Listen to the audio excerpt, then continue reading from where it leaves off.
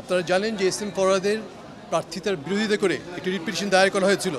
High court সেখানে rule issue করেছিল এবং ডাকসু ইলেকশন 30শে অক্টোবর পর্যন্ত স্থগিত রেখেছিল। এর বিরুদ্ধে আমরা আজকে এপিলেট ডিভিশনে আমাদের বক্তব্য পেশ করেছি।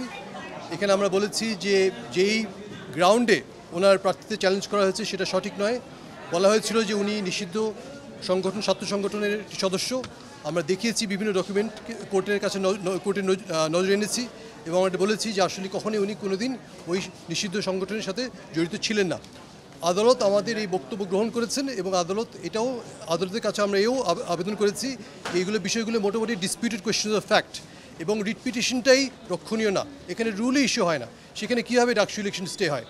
আদালত আমাদের সাবমিশনগুলো অ্যাকসেপ্ট করে চেম্বার জাজ যে স্টে দিয়েছিল সেটাকে বহাল রেখেছে এবং বলেছে যে 30শে অক্টোবর পর্যন্ত এই স্টে বহাল থাকবে।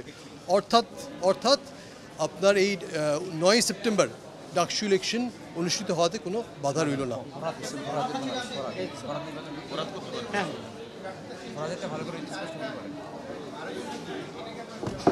আমরা ওনার একটা মডিফিকেশনের দরখাস্ত করে, মডিফিকেশনের প্রেয়ার করেছিল। ওনারা বলেছিল যেখানে একটা ইনকোয়ারি হওয়া উচিত যে উনি কি আসলেই এই নিষিদ্ধ সংগঠনের সাথে জড়িত ছিল কিনা।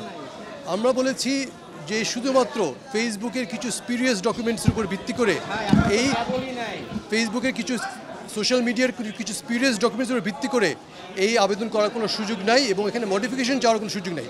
যেখানে মামলায় রুলই চলে না সেখানে কীভাবে মডিফিকেশন হবে। আদালত আমাদের এই সাবমিশনে গ্রহণ করেছে এবং এই আসন্ন ডাকসু নির্বাচনে ফরহাদের নির্বাচন করবার কোনো বাধা রইল না।